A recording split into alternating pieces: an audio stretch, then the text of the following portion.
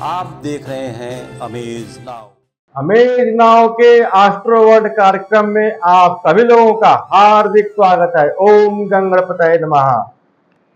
11 जून 2024 से 16 जून 2024 के मध्य हम लोग बात करेंगे नवमंडल में ग्रहों की स्थिति में। साथ में तीज त्योहारों पर बातचीत होगी, कुछ कारण की समस्याओं पे बातचीत होगी। आज हम लोग बात करेंगे कुंडली में बहुत अच्छे योग होते हुए भी उसका लाभ नहीं मिल पा रहा है, तो क्यों नहीं मिल पा रहा है, आज हम लोग उसी पे बातचीत करेंगे। सबसे पहले नवमंडल में ग्रहों की स्थिति।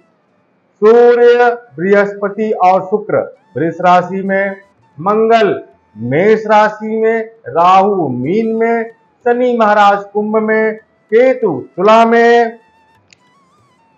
इस सप्ताह यानी कल 11 तारीख को ज्येष्ठ मास का तृतीय मंगलवार यानी बड़का मंगलवार पड़ेगा। 16 जून 2024 को गंगा दशहरा का पर्व धूमधाम से मनाया जाएगा। गंगा दशहरा के दिन गंगा स्नान करने से सभी तरह के पाप नष्ट होते हैं तथा कायिक, मानसिक, वाचिक सभी तरह के ताप भी नष्ट होते हैं। आइए शुरुआत करते हैं साप्ताहिक राशिफल।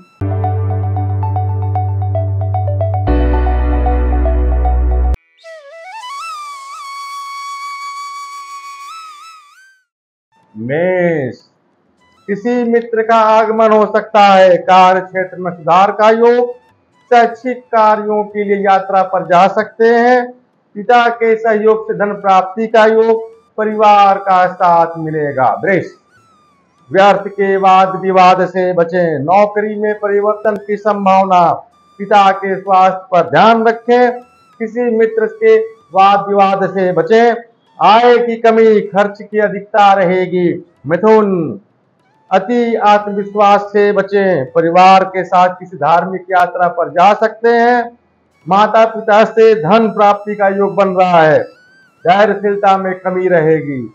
इस सप्ताह कुछ बड़े कार्य के अच्छे होने का योग भी है।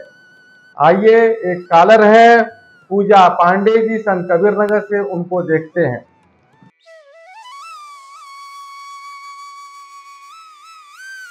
जी पूजा पांडे जी, आपका प्रश्न है विदेश जाने का योग कब तक, शादी का योग कब तक बन रहा है।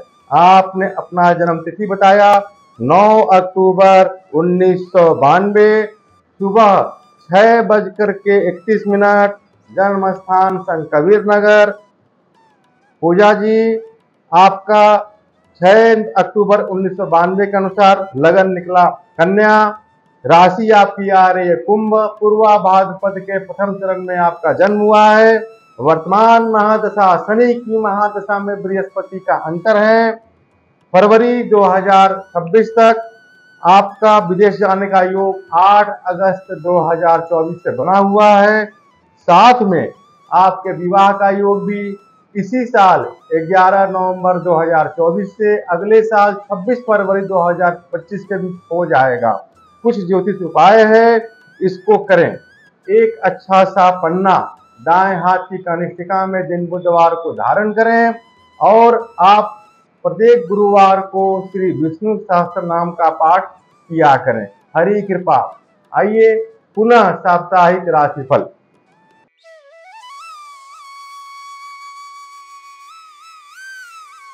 कर्क, शासन सत्ता का सहयोग मिलेगा। भूमि संपत्ति कार्यों में विजय, परीक्षा आदि कार्यों में सुख समाचार मिलने का योग। आलस्य की अधिकता रहेगी। स्वास्थ्य में आंखों के रोगों से थोड़ा सावधान रहें। सिंह, भवन के रखरखाव में धन व्यय होगा। धन के नए मार्ग बनेंगे। घर परिवार में धार्मिक खर्चे हो सकते हैं। किसी मित्र के सहयोग से कोई नए नौकरी का ऑफर मिल सकता है। कन्या, नौकरी में स्थान परिवर्तन का योग, पिता का साथ मिलेगा। वाणी में मधुरता रहेगी परंतु संयम से रहें। परिवार में अलग रहना पड़ सकता है। आत्मविश्वास में कमी रहेगी। आइए, एक कॉलर हैं ऋषभ जी गोरखपुर से, उनको सुनते हैं।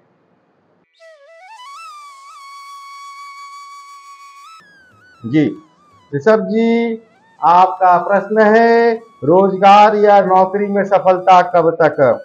आपने अपना जन्म तिथि बताया 26 मार्च 1993, रात्रि को 2:29, जन्म स्थान बताया आपने गोंडा। ऋषभ जी, आपका लगन निकला मकर, राशि आपकी आ रही है मेष, अश्विनी नक्षत्र के तृतीय चरण में आपका जन्म हुआ है। आपका प्रश्न है, रोजगार या नौकरी में सफलता कब तक? निश्चित तौर पे चंद्रमा की महादशा शुरुआत हो गई है। इसी चंद्रमा की महादशा में यानी 7 जुलाई 2024 से लेकर के अगले साल 2 फरवरी 2025 के बीच आपके नौकरी में सफलता के योग हैं। कुछ ज्योतिष उपाय है, इनको करें। एक ओपल 10 से 12 रस्सी का दाएं हाथ की तर्जनी में दिन शुक्रवार को धारण करें तथा एक रुद्राभिषेक दूध से आप करा लें। हरि कृपा। आइए पुनः साप्ताहिक राशिफल।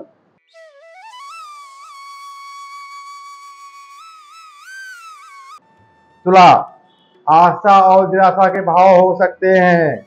संगीत के कार्यों में रुचि, परिवार का साथ मिलेगा।